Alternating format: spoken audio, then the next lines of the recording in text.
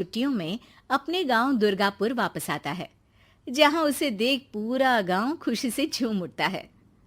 जब गया था तब इतना सा था और अब देखो कितना बड़ा हो गया है।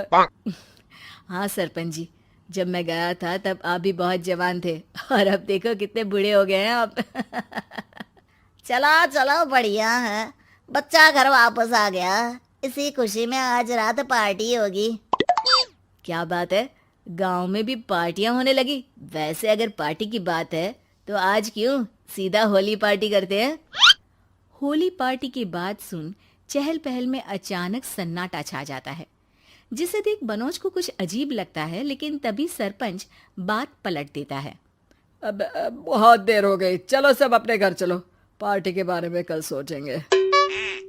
मनोज भी मम्मी पापा के साथ घर आ जाता है, पर होली पार्टी और उस पर पूरे गांव की खामोशी वाली बात अभी तक उसके जहन से निकलती नहीं। पापा, होली पार्टी की बात पर सब चुप क्यों हो गए थे। अरे होगी उनकी कोई अपनी बात। मुझे गांव की पंचायत ही थोड़ी पता है। थक गया हूँ, चलो सो जाते हैं, कल बात करते हैं। पापा की बात मानते हुए मनोज भी सोने चला जाता है। आज तो छुपा लिया, लेकिन हफ्ते बाद जब होली का दिन आएगा तब इसे कैसे रोकोगे।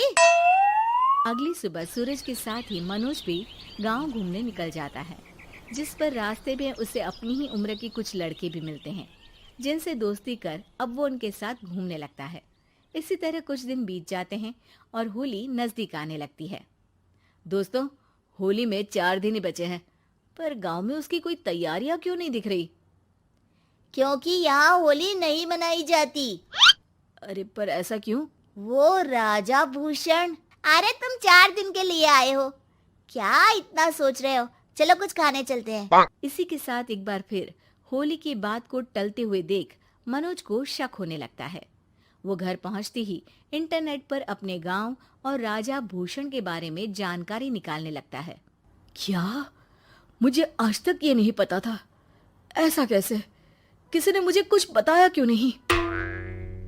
सारी जानकारी लेने के बाद मनोज गांव वालों या अपने मम्मी पापा से कुछ पूछे बिना खुद ही उसकी सच्चाई के बारे में छानबीन करने लगता है, जिसके चलते वो राजा भूषण की हवेली में पहुंचता है। वाह, क्या हवेली है यार। पर क्या यहाँ सच में कोई भूत है? हेलो भूत जी, कोई है क्या? हम इस साल गांव में होली सेलिब्रेट कर रहे हैं, क्या आप उस पर थोड़ा इंटरव्यू देंगे?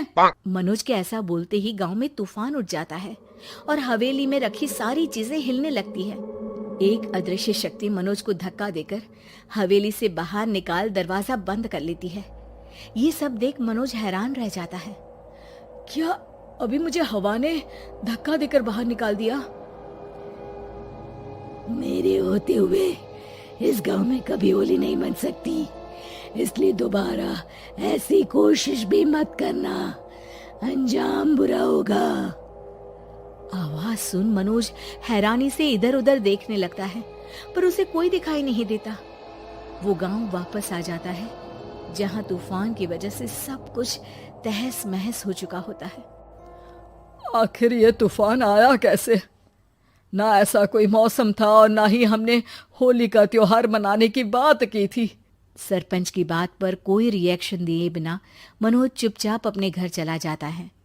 इस तरह देखते ही देखते होली का दिन भी आ जाता है और मनोज रंग लेकर गांव में निकल जाता है, लेकिन गांव पूरी तरह खाली होता है। अरे त्योहार का दिन है, धूमधाम की जगह मातम क्यों मनाया हुआ है? मनोज की आवाज सुन सब अपने घर की खिड़कियां खोल के घर के अंदर से ही उसे वापस जाने के लिए कहने लगते हैं, पर वो किसी की नहीं सुनता। तुझे पहले भी समझाया था, अगर होली खेलने की कोशिश भी की तो अच्छा नहीं होगा। अरे बात मान लो बेटा, तुम्हें सच नहीं पता। मुझे सब पता है।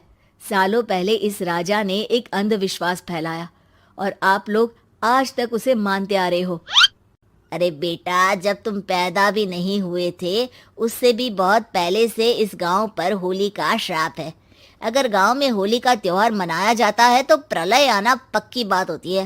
राजा भूषण इस सब में नहीं मानते थे और त्योहार मनाने लगे, जिसके चलते होली वाले ही दिन पहले उनके बेटे की और फिर उनकी मृत्यु हो गई।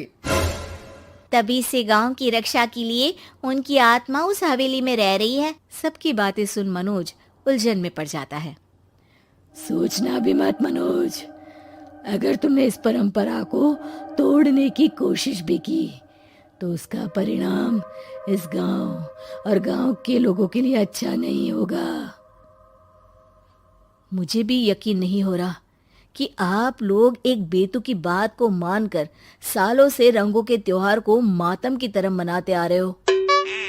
मनोज किसी की कोई बात ना मानते हुए पूरे गांव में रंग बिखेर देता है, जिसके तुरंत बाद वहां तूफान के साथ बिजलियां गरजने लगती है। अचानक मौसम में ऐसा बदलाव देख जहां मनोज कंफ्यूजन में आ जाता है, वहीं गांव वाले डर से सहम जाते हैं।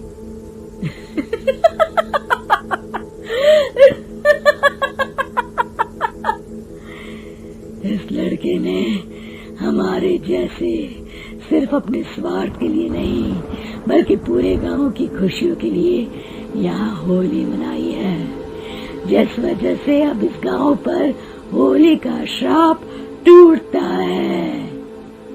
ऐसा बोलकर राजा का भूत वहां से गायब हो जाता है, जिसके बाद गांव के लोग धूमधाम से होली मनाते हैं। खुशियों के रंग गांव में बिखरे ही होते हैं कि अगली सुबह अचानक मनोज कहीं गायब हो जाता है और एक बार फिर गांव में होली का नया